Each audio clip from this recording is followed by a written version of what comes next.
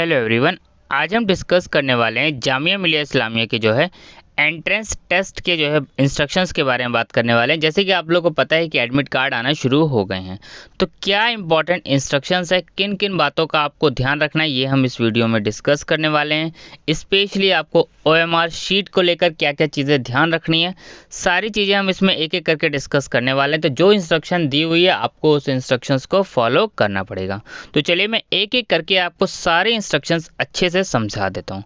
सबसे पहली चीज़ देखिए क्या लिखा है। First point, please affix your recent self-attested passport size color photograph in the space provided on top right corner of this admit card. तो admit card में आपको एक जो है स्पेस दिया हुआ है, यहाँ फोटो लगी हुई है और यहाँ पे आपको स्पेस दिया हुआ है, यहाँ पर आपकी एक फ़ोटो लगेगी। तो यानी घर से आपको एक फ़ोटो लेके जानी है। घर से आपको ध्यान रखना है कि जब आप घर से एग्ज़ाम देने जाएं तो 2-3 बातों का ध्यान रखें। 2 से 3 फ़ोटोज़ एक्स्ट्रा लेके जाएं। पेन पेंसिल ये सब तो आपको लेके जाना ही है, ठीक है। तो एक आपको फ़ोटो लेके जानी है, ध्यान रखना है कलर फोटोग्राफ ले जाइएगा, ठीक है।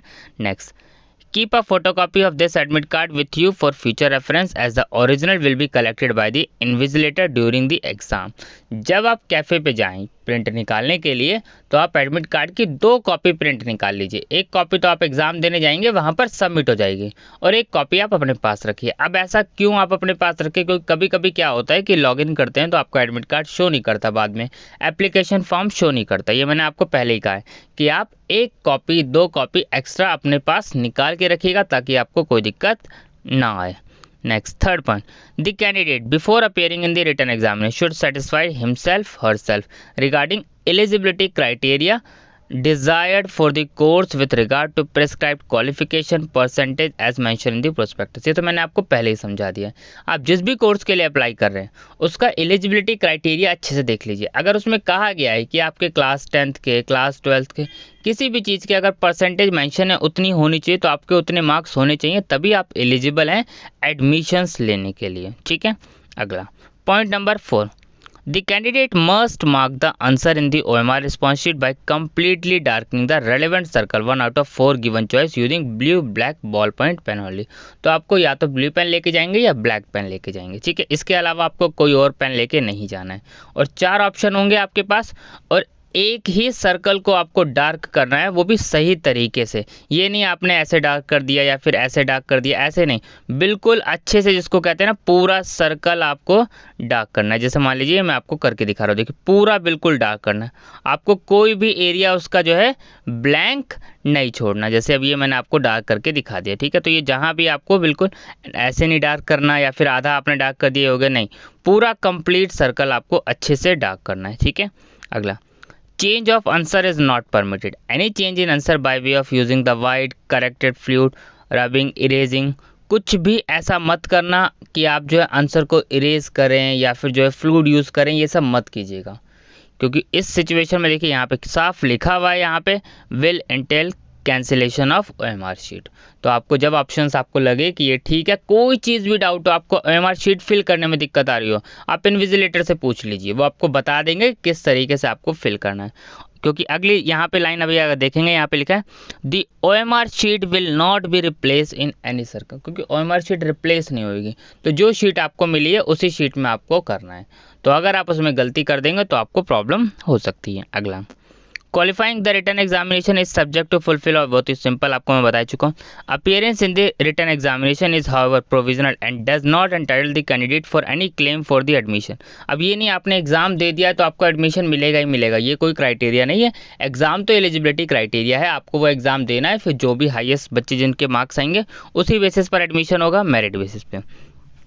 अगला, candidates are advised to make sure about the location of their exam center in advance so that they reach the examination center on the specified date at least 30 minutes before the, ध्यान रखना है आपको, जिस दिन आपका exam है 15 minute पहले आप कोशिश करिए पहुंच जाइए, आधा घंटा पहले आप कोशिश कीजिए, जितना जल्दी हो सके आप पहुंच जाइए।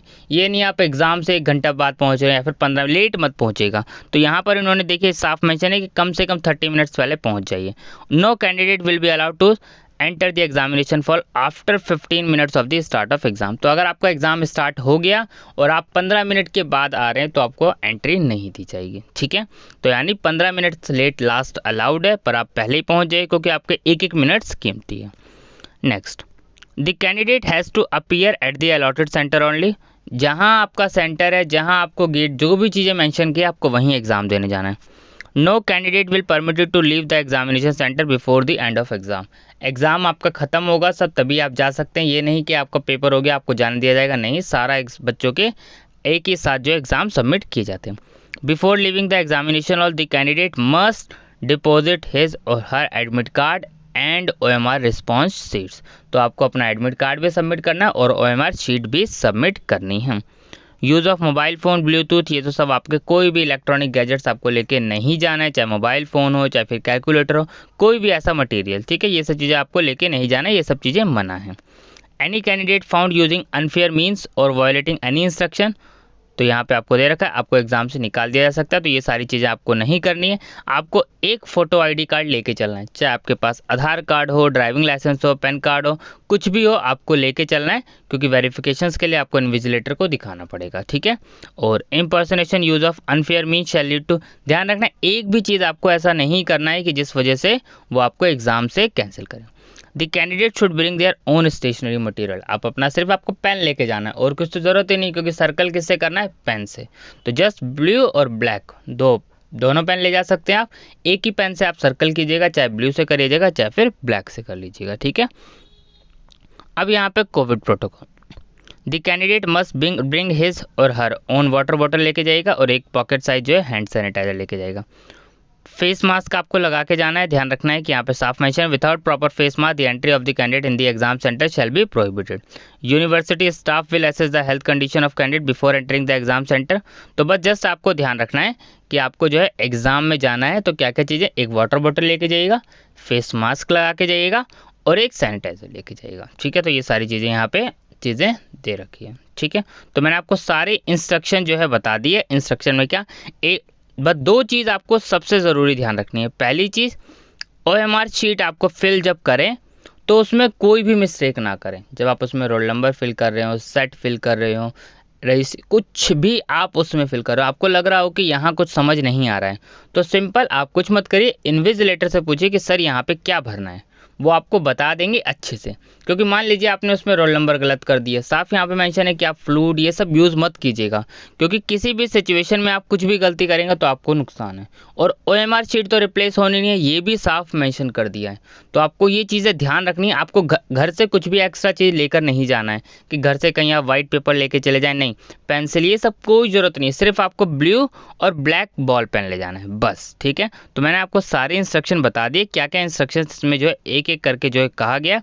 फ़ोटो ले जाना मत भूलिएगा, बहुत बच्चे फ़ोटो ले जाना भूल जाते हैं फिर वहाँ जाके फ़ोटोज़, क्योंकि देखिए एग्ज़ाम सुबह सुबह होते हैं ज़्यादातर, और सुबह सुबह एग्ज़ाम जो होते हैं उन बच्चों को बहुत प्रॉब्लम होती है, क्योंकि सुबह सुबह शॉप्स नहीं खुली होती, और सुबह सुबह शॉप्स नहीं खुली होंगी तो आपको फ़ोटो निकालने में दिक्कत आ सकती है और आपका एग्ज़ाम किसी वजह से लेट हो सकता है, छूट सकता है।